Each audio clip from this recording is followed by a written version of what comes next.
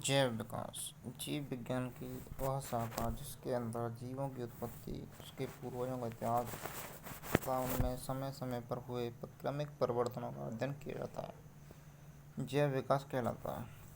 तो आज का टॉपिक है जैव विकास। पृथ्वी पर वर्तमान जटिल प्राणियों का विकास प्रारंभ में पाई जाने वाली सरल प्राणियों में से परिस्थितियों एवं वातावरण के अनुसार होने वाली इस परिवर्तन को जैव विकास कहते हैं। जीवन की उत्पत्ति के प्रमाण पहली बार आर्कियोजोइक पीरियड में मिलते हैं। ऐसा माना जाता है कि प्रथम जीव का विकास आज से लगभग 3-4 अरब वर्ष पूर्व हुआ होगा। उस समय पृथ्वी के वायुमंडल में O2 नहीं थी। पृथ्वी पर अकार्बनिक तत्व NH3 बना, जबकि पहला तत्व CH4 बना। कार्बनिक तत्व के बनने से ही पृथ्वी पर जीवन की उत्पत्ति संभव हुई, क्योंकि कार्बन सभी जीवों में पाया जाने वाला मुख्य तत्व है, अनिवार्य तत्व है। पृथ्वी पर प्रथम जीव की उत्पत्ति जल में हुई, जो कि एक कोशिकीय थी।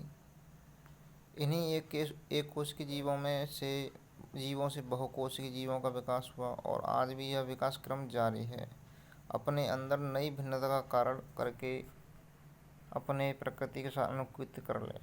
अब आते हैं जैव विकास में टॉपिक आता है लेमार्कवाद। लेमार्क एक वैज्ञानिक था, कह सकते हैं। इसने ये सिद्धांत दिया और इसी के नाम पर इसका नाम पड़ा, लेमार्कवाद। लेमार्किज्म। फ्रांसीसी वैज्ञानिक J.V. लेमार्क ने 1809 में अपनी पुस्तक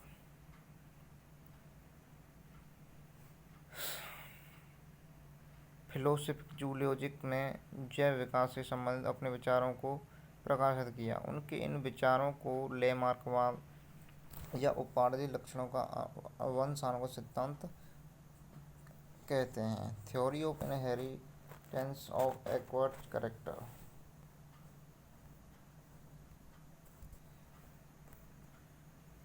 इस सिद्धांत के अनुसार जीवों की संरचना तथा उनके विचारों और व्यवहारों पर वातावरण के परिवर्तन का सीधा प्रभाव पड़ता है। जिन अंगों का प्रयोग अधिक होता है वे अधिक विकसित हो जाते हैं और जिनका उपयोग नहीं होता है वे धीरे धीरे लुप्त या कमज़ोर हो जाते हैं। इस प्रकार लेमार्कवाद का ये सिद्धांत, इसने लेमार्कवाद का नाम तो पढ़ ही गया, लेकिन इनके सिद्धांत का यह आशय था इनका कि जिन अंगों का प्रयोग अधिक होता है वे अधिक विकसित हो जाते हैं तथा जिनका उपयोग नहीं होता है वे धीरे धीरे लुप्त या कमज़ोर हो जाते हैं।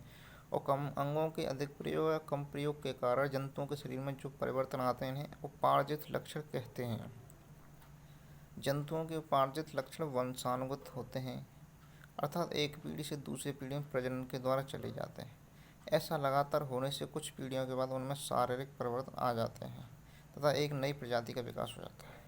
अब देखिए उदाहरण। पूर्व काल में छोटी गर्दन वाले जिराफ हुआ करते थे। कालांतर में पेड़ पौधे लंबे होने लगे। पेड़ की पत्तियों के लिए खाने के लिए इन जिराफों को बार बार गर्दन उठानी पड़ती थी।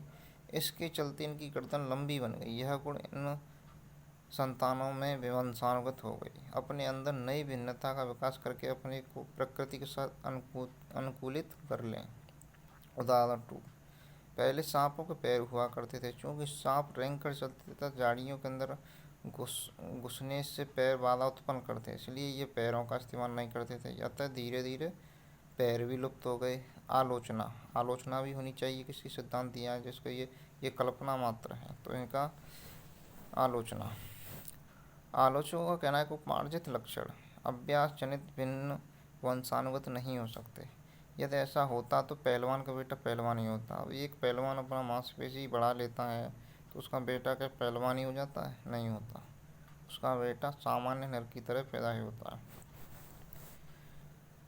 पहलवान का बेटा पहलवान ही पैदा होता है। लोहार के हाथों की मांसपेशियां हथौड़ा चलाने के कारण मजबूत हो जाती है, परंतु उसकी संतानों की मांसपेशियों को वंशानुगत नहीं हो पाता है। यह अब डार्विनिज्म, इसका सिद्धांत थोड़ा ठीक है।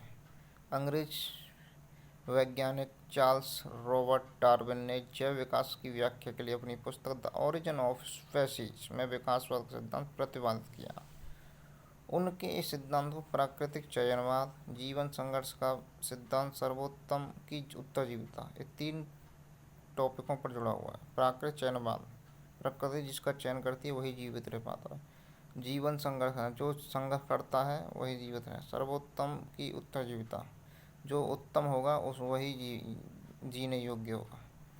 डार्विन का मानना है प्रत्येक जाति अपनी जाति के स्तर को बनाए रखने के लिए संघर्ष करता है, लेकिन पृथ्वी पर उसी की निरंतरता को बनाए रख सकती है। उदाहरण,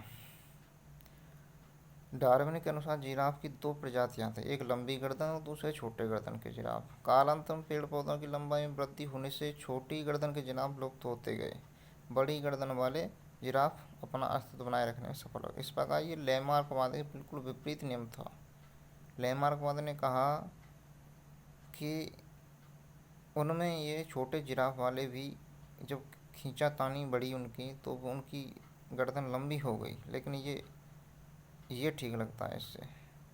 आलोचकों का कहना है कि यदि अर्जित विभिन्नता वंशानुगत होती है तो क्रिकेटर का लड़का क्रिकेटर होता।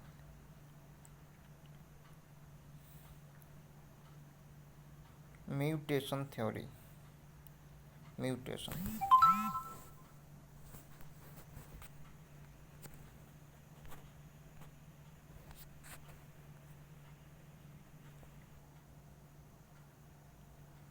Mutation theory. म्यूटेशन थ्योरी का नाम ह्यूगो डिब्रीज से जुड़ा हुआ है। ह्यूगो डिब्रीज ने सन 1801 में नई जीव जाति को उत्पत्ति के संदर्भ में उत्पर्दन, इसको म्यूटेशन उत्परिवर्तन कहा जाता है, उत्पर्दन सिद्धांत दिया। सामान्यतः माता पिता या पूर्वजों का गुण न लक्षण संतानों में आते रहते, इन्हीं गुणों को आनुवंशिक गुण कहते हैं। उत्परिवर्तन सिद्धांत के अनुसार कभी कभी अचानक संतानों में नए गुण या लक्षण प्रकट हो जाते हैं, जिसे उत्परिवर्तन कहा जाता है। जिस सदस्य में पहली बार होता है उसे म्यूटेंट कहते हैं, कोई नया लक्षण उत्पन्न हो जाता है। एग्जाम्पल, किसी परिवार के सभी सदस्य लंबे, अगली पीढ़ी में कोई सदस्य बौना पैदा होता है तो उत्परिवर्तन कहलाता है। जिसमें उत्पन्न होता है उसे म्यूटेंट कहते हैं। डार्विन ने बताया कि प्रकृति में अनुकूलन कैसे करने हेतु जीव जो नई विभिन्नता विकसित कर लेता है, नई विभिन्नता संतानों में वंशानुगत होती है। उत्परिवर्तन के समर्थकों का कहना है कि उत्परिवर्तन से उत्पन्न वंशानुगत होती है, सीखी हुई विभिन्नता नहीं है। इसी संशोधित सिद्धांत को नव डार्विनवाद कहा जाता है। म्यूटेशन के सिद्धांत को नव डार्विनवाद भी कहा जाता है।